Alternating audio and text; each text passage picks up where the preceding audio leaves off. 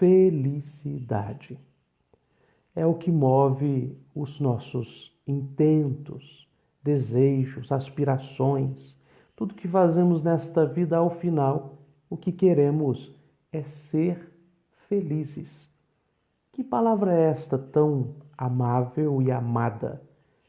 Felicidade é um estado de contentamento íntimo, uma satisfação plena e incircunstancial.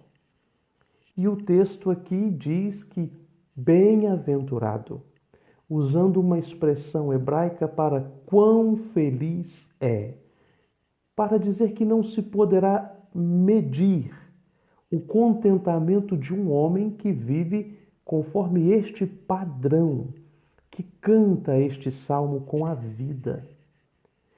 E aqui você já observa quais são as referências, como o salmista nos instrui na arte da celebração da vida. Como ele diz que deve se comportar este homem e esta mulher que quer ter um coração contente e pleno.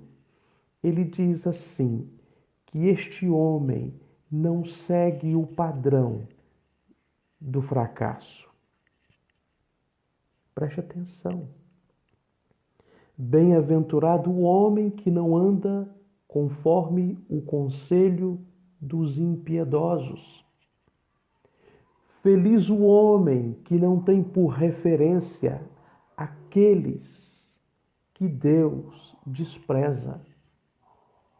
Feliz o homem que não tem por modelo aqueles que são apenas modelos de depravidade. Feliz o homem que sabe julgar o que é certo e errado, que sabe ter por referência pessoas que realmente são aprovadas por Deus. Alguém disse muito sabiamente que quem casa com o seu tempo fica viúvo muito cedo, porque esta vida é uma vida de transições. O que é moda hoje, amanhã já não é.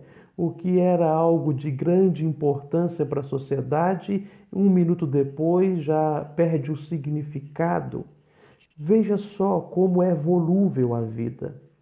Como os heróis deste mundo não são heróis verdadeiros, são fabricados, são heróis da mídia. Enquanto isso, as Escrituras vêm dizendo que feliz é o homem que não se engana com isto. Para que você tenha uma noção um pouco até engraçada do que eu estou dizendo, eu me lembro que quando eu era jovem, eu fui a uma cidade maior, a maior cidade que eu conhecia naquele período, Juiz de Fora. Ficamos hospedados num hotel, mas a gente precisava sair. E de repente a gente resolveu marcar qual é o hotel que a gente estava por um referencial. Você vai me achar muito tolo ao contar isso para você, mas é a mais pura verdade.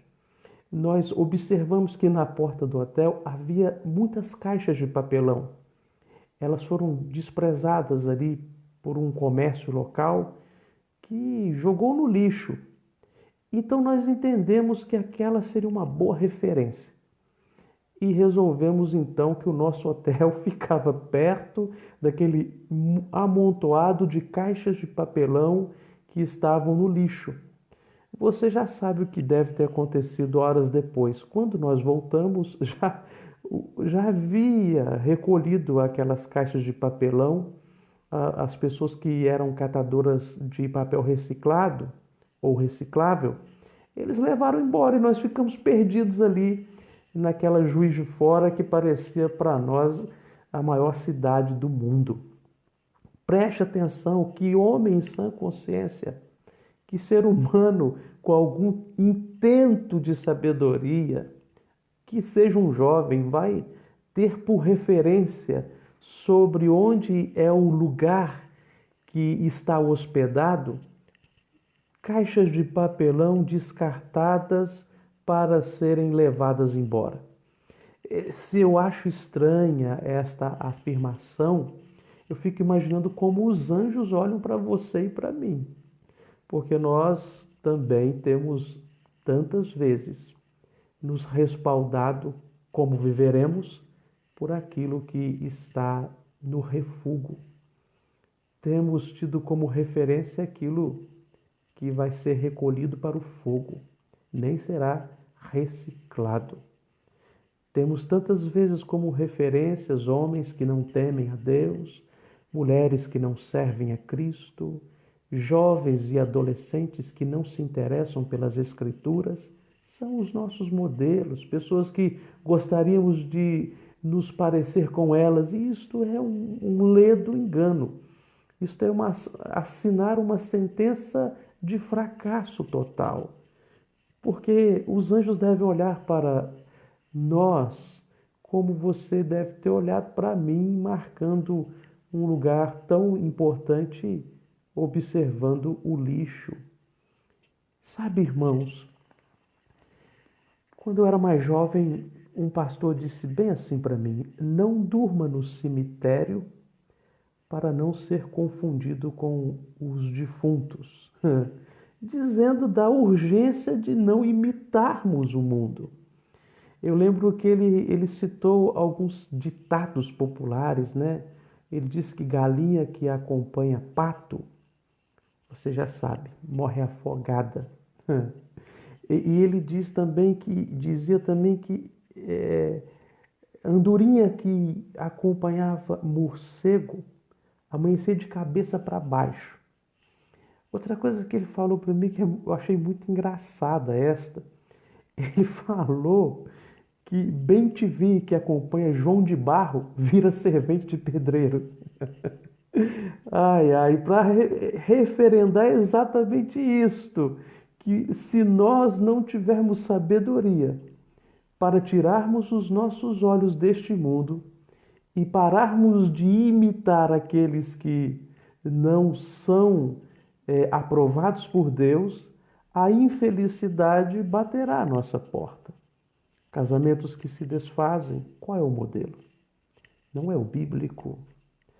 Pais que abandonam os seus filhos, qual é o modelo? Não é o bíblico. Mulheres que não respeitam a honra do seu lar, qual é o modelo? Não é o bíblico. Maridos que não respeitam a honra do seu lar, qual é o modelo? Não é o bíblico. E eu poderia citar aqui dezenas e centenas de exemplos que nos trazem grandes infelicidades. O texto começa por aí. Feliz o homem que não é tolo. Feliz o homem que não casa com o seu tempo. Feliz o homem que não imita aqueles que estão destinados ao fogo.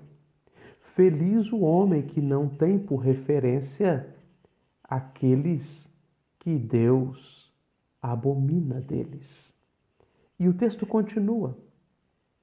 Já era suficiente pararmos por aqui, porque é dramática a situação. Mas continua dizendo: feliz o homem que, além de não imitar os ímpios, também não se detém no caminho dos pecadores. Olha, o pecado é uma contingência. Precisamos ser sinceros. Nós pecamos de diversas maneiras: pensamentos, sentimentos, volições, omissões. Nós não podemos viver uma vida totalmente isenta de cometermos algum pecado, embora devamos sempre buscar não cometê-los. Mas há uma diferença entre você tropeçar ou fazer morada num buraco.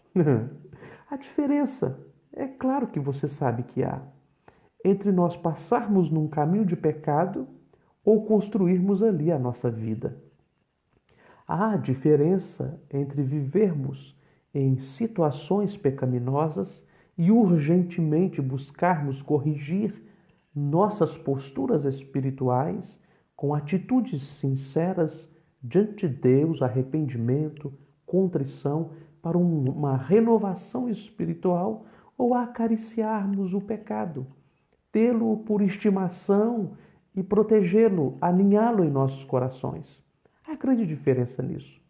E a maior delas é que quem cria o pecado na alma e aninha no seu coração o pecado e acaricia ele, terá que cuidar da infelicidade que ele trará mais à frente.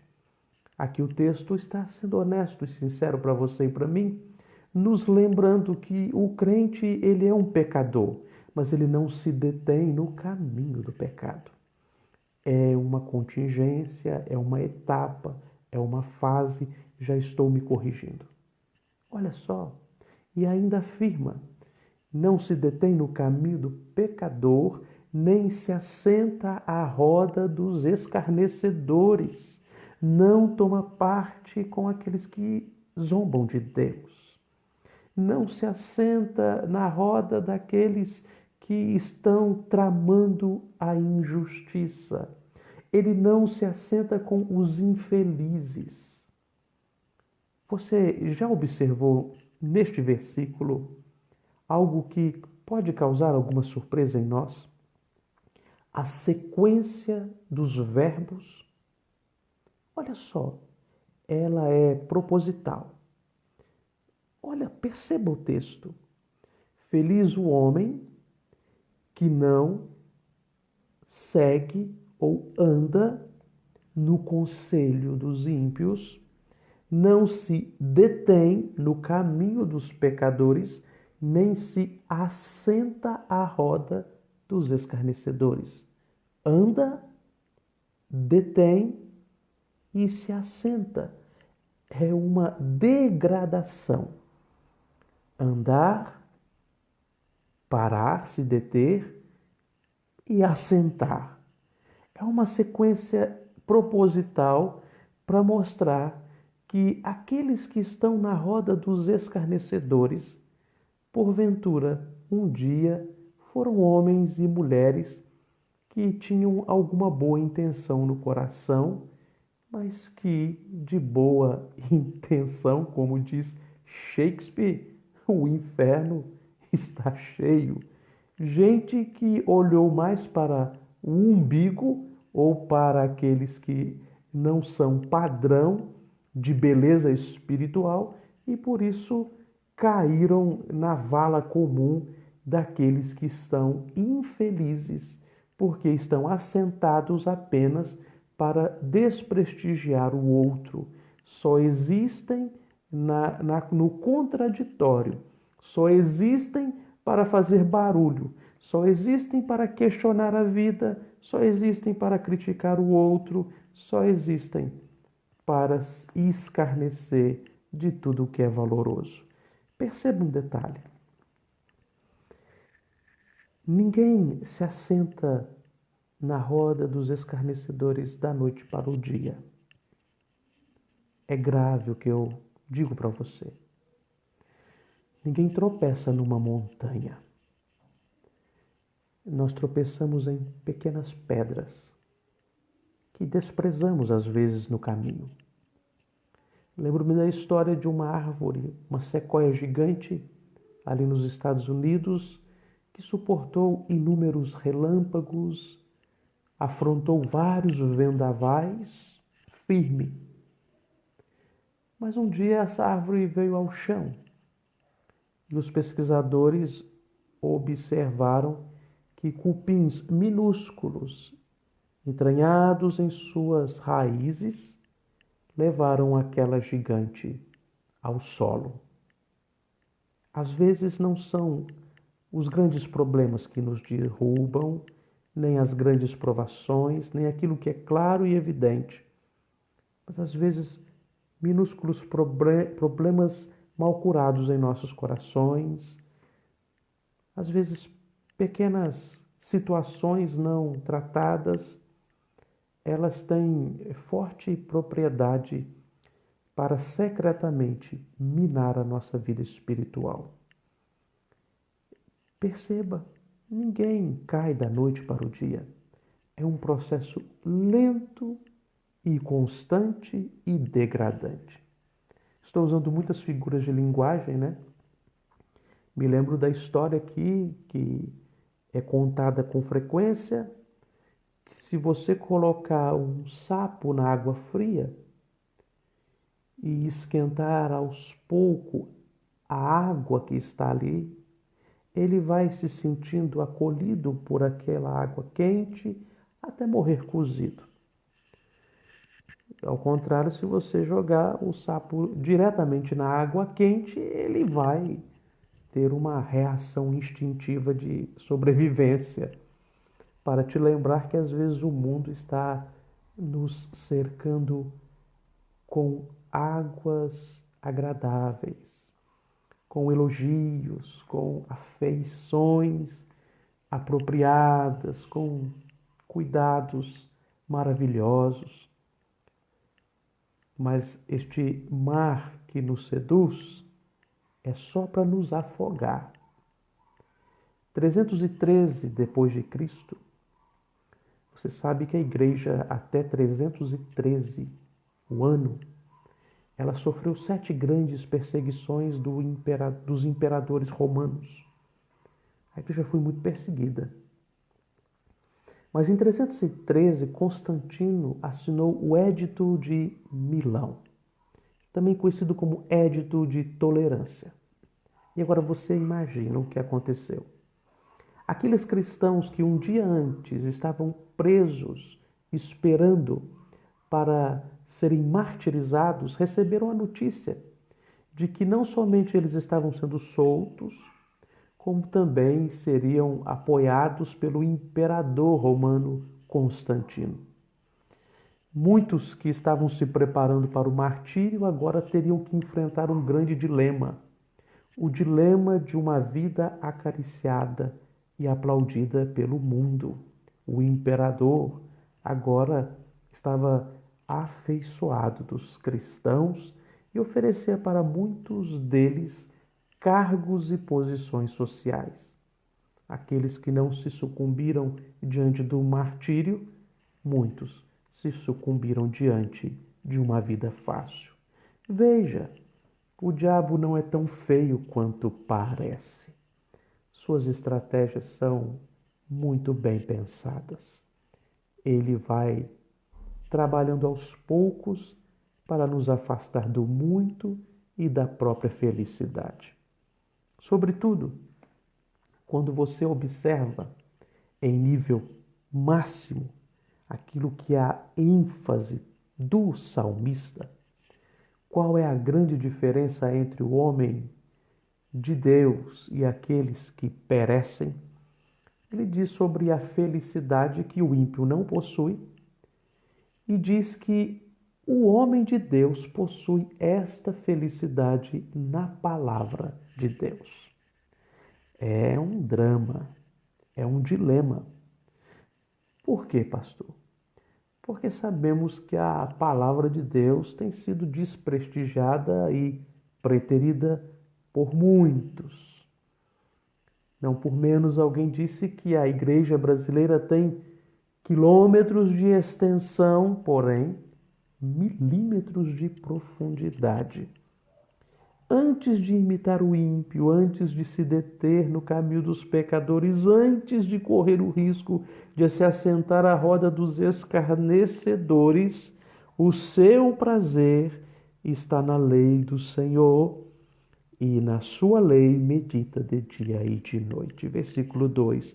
Antes, o seu prazer está na lei do Senhor. Onde está o nosso coração? Que pergunta. O próprio Senhor Jesus nos faz essa pergunta nas Escrituras, porque onde estiver o seu coração, aí também estará o seu tesouro. O seu prazer está na lei do Senhor, o seu deleite. Fico a meditar, diz o salmista, o quanto amo a sua lei. Ou guardo no coração a sua palavra para não pecar contra ti, ó Deus. É interessante que o livro dos Salmos é o maior livro das Escrituras. E neste livro está o maior capítulo, que é o Salmo 119, que é uma ode, um poema escrito em homenagem às Escrituras. Perceba que o que diferencia de fato o ímpio do piedoso é o amor pelas Escrituras.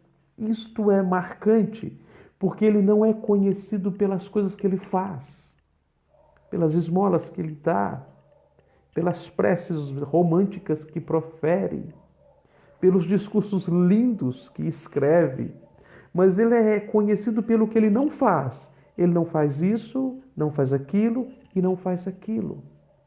E depois ele é conhecido por algo que é íntimo, porque o prazer pela lei do Senhor é algo do secreto, do recôndito do seu coração. E pasmem, quando eu falo ímpio, talvez a nossa ideia é de alguém que está lá na sarjeta, alguém que está tão distante da casa de Deus que nem conseguimos ver o rosto deles ou dele. Alguém que você imagina seja um pária da sociedade. Mas para as Escrituras, o ímpio é o mal religioso. É claro que estes exemplos que dei também elenca os ímpios. Mas quando ela fala de ímpio, ela fala de mal religioso.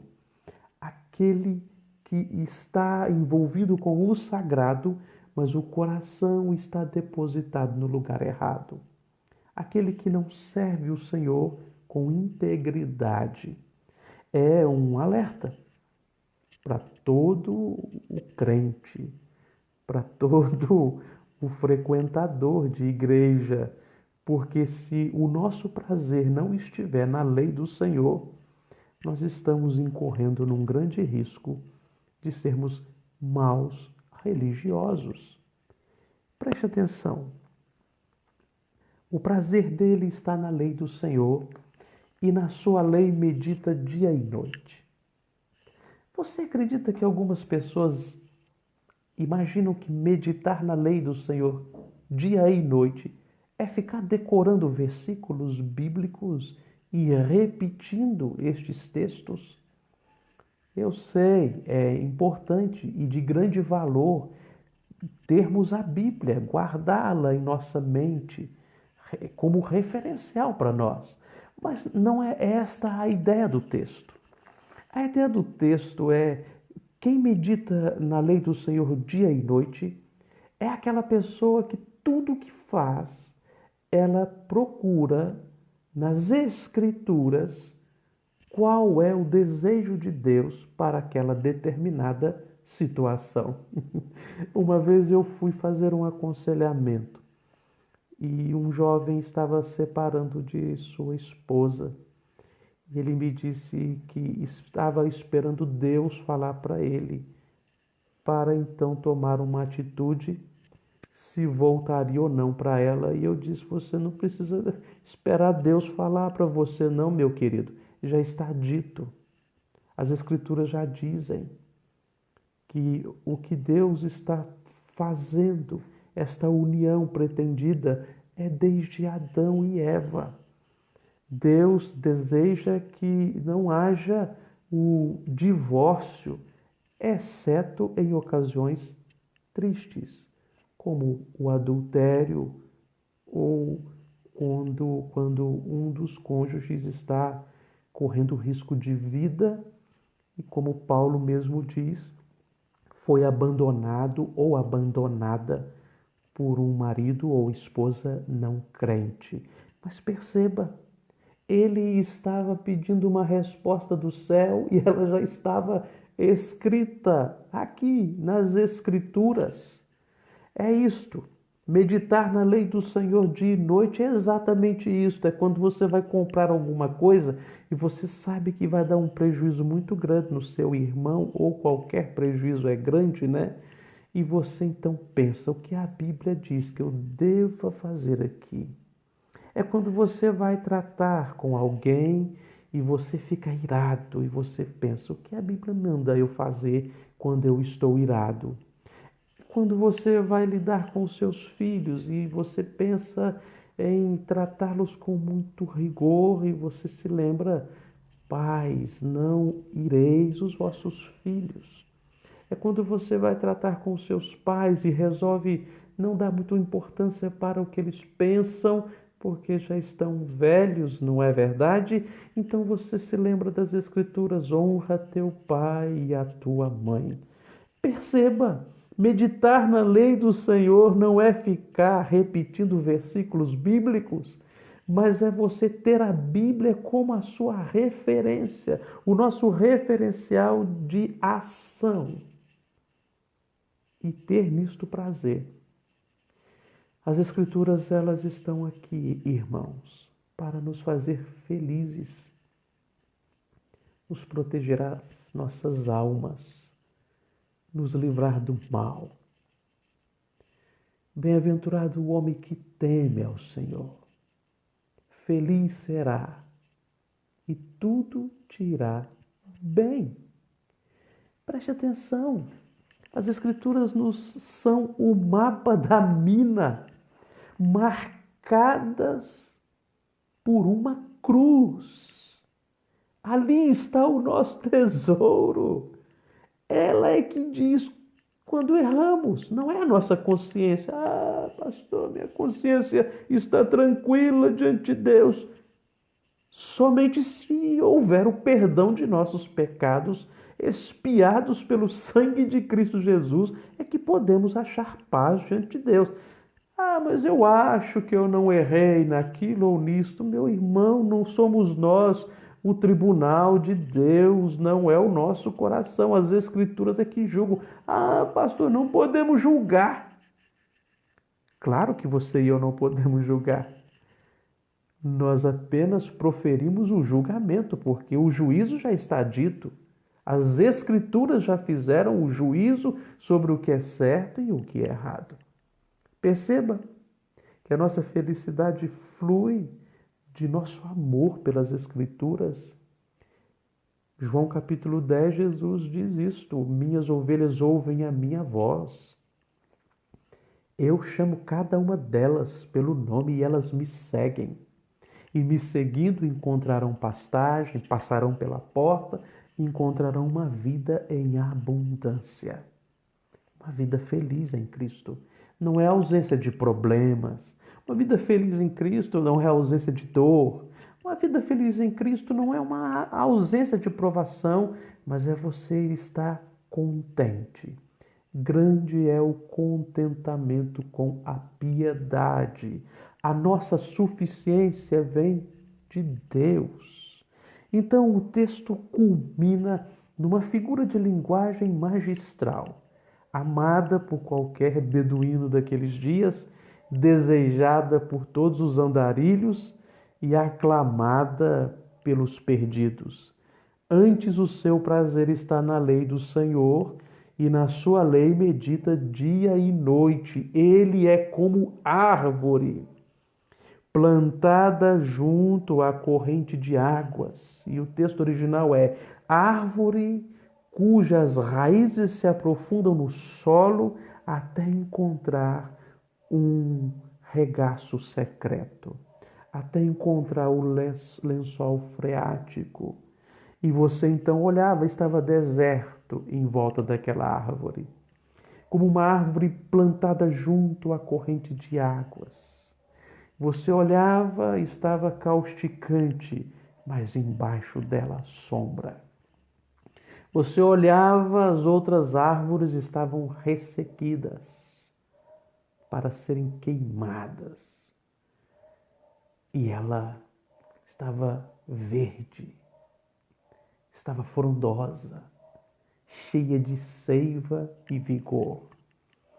Você olhava, aquelas outras árvores estavam esmirradas, e esta árvore frutificando nas estações tão particulares.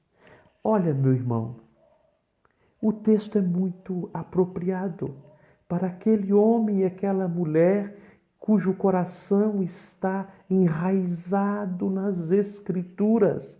É daqui que tiramos a nossa subsistência, nutrição, vida, vigor, toda a nossa energia essencial para que sejamos árvores frondosas ou pessoas de uma alegria extravagante no meio da adversidade, que possuem brilhos nos olhos no meio da escuridão de tantos momentos difíceis. São pessoas que os seus corações estão enraizados na palavra de Deus. Ah, queridos, hoje eu perdi um amigo assim, lá em Carangola, Cici. Cici, um grande amigo que Deus me deu a conhecer, um jovem ainda, aos seus quase 50 anos. Ele era um homem assim, um homem simples, modesto, elegante. Deus resolveu levá-lo, mas tem alguma coisa que eu me lembro dele, é que ele era um homem temperado pelas Escrituras. Ele era um homem humilde, mas um homem que sempre tinha uma palavra de sabedoria. Me ajudou muito quando eu estava no seminário. Sempre me tratou com muito cuidado. Fica aí o meu afeto profundo registrado nesse sermão e o meu carinho à família. Este é um homem que, quando eu me aproximava dele, encontrava uma sombra, encontrava um amparo, encontrava no meio do deserto das dificuldades da vida um homem que sofria, porém as suas raízes estavam firmadas e plantadas nas Escrituras. Não era um teólogo, era mais do que isto, era um piedoso. Sim, irmãos, há teólogos que não são piedosos. O bom é quando este piedoso, o pouco que conhece das Escrituras, usufrui totalmente deste pouco. Por isso é sempre acrescentado no muito. Sabe? Diz aqui o texto que este homem que tem o coração na palavra de Deus é um homem frutífero. Tudo quanto ele faz será bem-sucedido. Será bem-sucedido. Talvez você nem veja. Como este irmão nem sabe que eu estou dizendo isto dele, já desfruta das glórias celestiais e hoje o meu ministério segue também fazendo e colhendo frutos que ele amanhã receberá o galardão disso quando o Senhor, no juízo final, desvendar tudo o que há. Abrir o livro das obras. Aquele homem fez algo, ele não viu ainda, mas ele foi bem-sucedido. Como um pássaro que planta uma árvore, nem imaginou que um dia dali surgiria uma floresta. Eu me lembro da minha tia lá na roça, uma menina de 12 anos. O meu avô não quis deixar ela ir ao culto, mas ela com muita insistência foi ao culto ali na roça. Essa minha tia já está com o Senhor. E ela disse que a missionária abriu as Escrituras e pregou, e ela me falou assim, aquela missionária nem imaginava que estava pregando para mim. E naquele dia, olha que figura de linguagem, aproximada do próprio Martinho Lutero, olha que figura de linguagem minha tia disse ter usado naquele dia. Naquele dia, os céus desceram e parece que abrirão as portas para mim.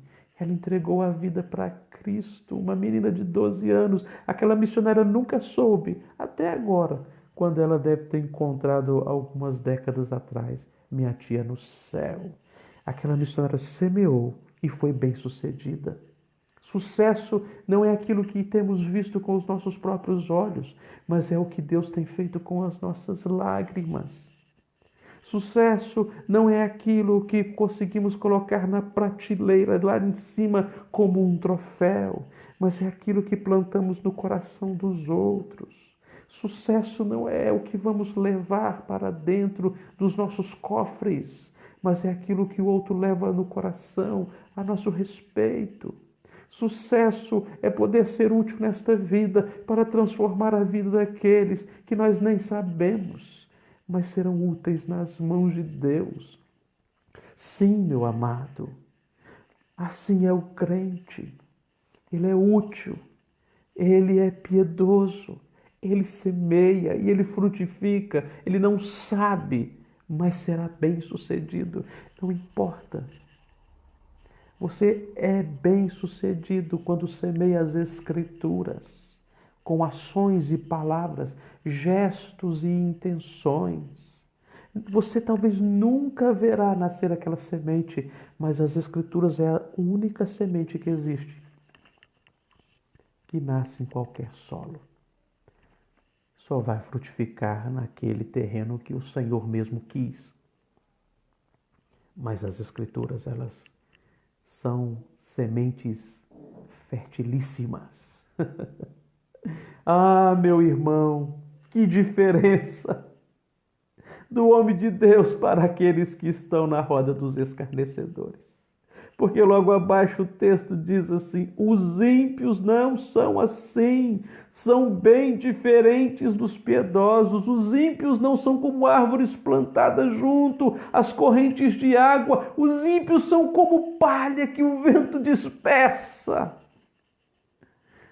Os ímpios não têm estabilidade. Eles fazem as suas firulas como um vento num redemoinho, levantando aquela palha. Elas dançam, elas celebram, mas elas só servem para o fogo. Só servem para o nada. Diferentemente do homem de Deus, que tudo que ele faz será bem sucedido. O texto logo abaixo vai dizendo: os ímpios não são assim, são como palha que o vento dispersa. Não é muito melhor você marcar sua vida por uma árvore frondosa como um referencial do caminho certo onde você deve andar, especialmente se esta árvore frondosa for a videira verdadeira, né, que Cristo diz no capítulo 15, meu Pai é o agricultor e eu sou a videira. Todo ramo que estando em mim, este o Pai limpa e dará muitos frutos. Meu amado, quem em sua consciência vai respaldar a sua eternidade referendado por palhas que o vento dispersará? Precisamos ter por referência os homens de Deus nas Escrituras e nos tornarmos estes homens de Deus na vida do outro, não porque somos perfeitos. Não é isso que os teus filhos deverão falar de ti, meu irmão. Papai era perfeito, papai sabia a Bíblia de cor, papai conhecia todos os hinos que já foi cantado nessa terra. O que é isso, meu irmão? Seus filhos devem olhar para a sua história e lembrar: meu pai amava a Bíblia. De quando em vez eu vi ele lendo a Bíblia, papai não era perfeito, mas a Bíblia era o mapa que guiava o coração dele. Papai, quando errava, sabia que tinha errado, porque a Bíblia contava para ele. Mamãe, quando errava, sabia que tinha errado, porque as Escrituras tinham falado para ela. E sabia acertar, sabia usar os acertos para a glória de Deus. Os ímpios não são assim. Se os ímpios soubessem, meu irmão, como diz Jonatas Eduardes, no sermão Pecadores na mão de um Deus irado. Ele diz que se os ímpios soubessem a finíssima folha de papel que separa eles do inferno, se os ímpios soubessem como é fina a folha de papel que separa os seus pés velozes para derramar sangue do abismo eterno, há muito eles teriam estado em contrição e profunda dor de angústia por serem afastados dos caminhos de Deus. Se eles tivessem noção de que a qualquer momento eles perecerão eternamente. Por isso que eles riem, eles não têm noção. Eles são escarnecedores, eles não têm noção. Os ímpios, diz o texto, que além de serem como ventos, como palhas dispersas pelo vento, eles não prevalecerão no juízo. Os argumentos deles não prevalecer no juízo é isto. É você estar diante de um tribunal solene e você então argumentar, e o seu contraditor vai argumentar contra você. Há uma promotoria que está tentando levar esse sujeito a uma acusação que cabalmente se transforma numa sentença condenatória. E então você observa agora que os ímpios eles vão argumentando, eu fui assim, porque fui assado, agi dessa maneira, mas eles não prevalecerão. Porque eles se levantaram contra o sol da justiça. Eles incorreram no grande risco de afrontarem o eterno. Tudo o que eles tentarem afirmar para a defesa deles será usado contra eles.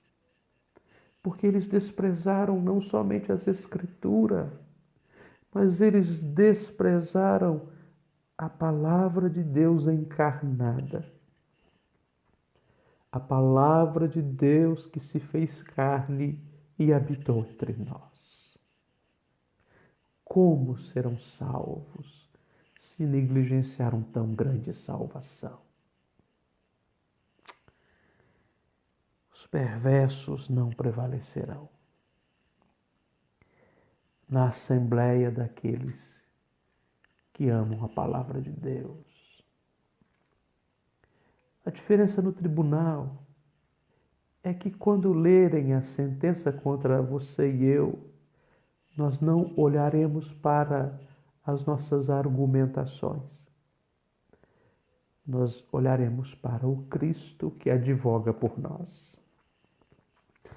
Esta é a grande diferença entre aqueles que estão sendo salvos e os que se perdem.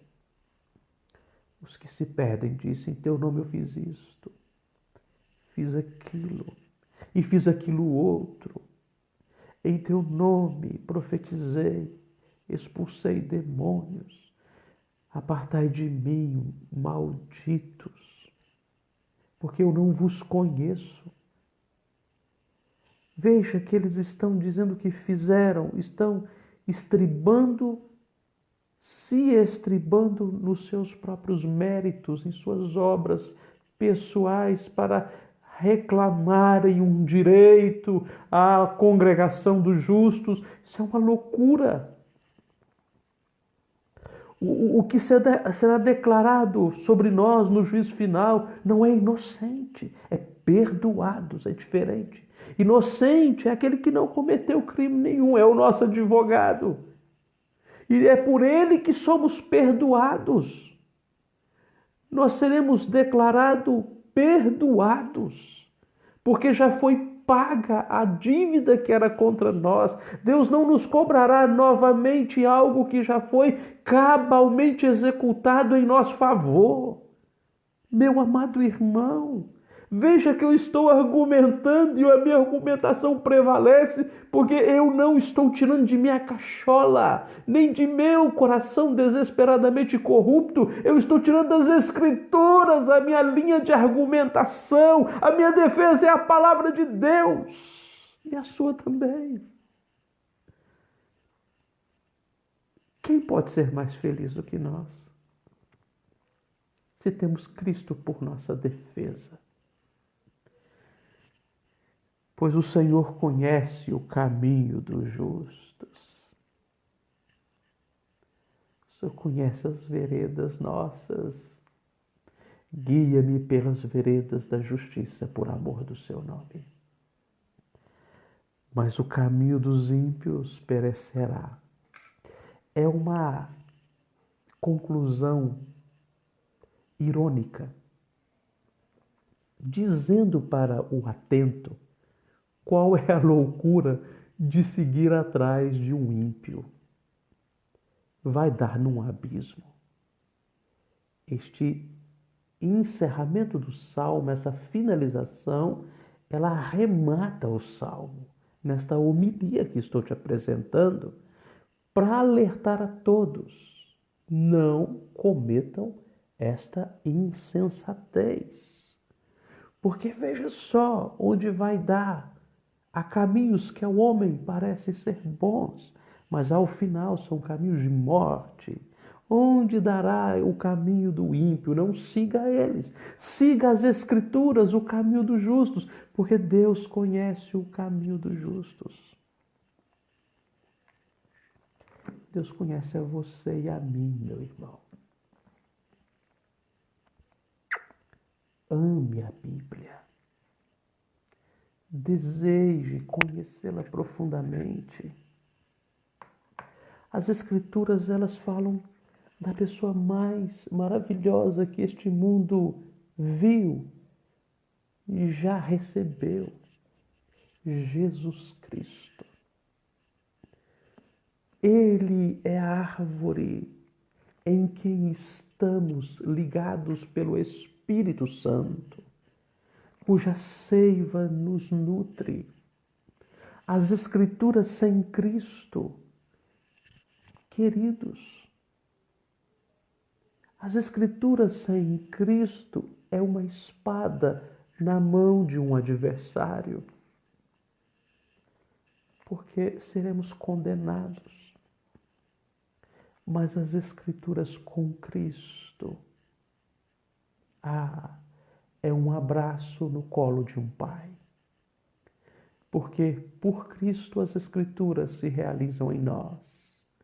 E seremos então abraçados com o convite: vinde, benditos de meu Pai.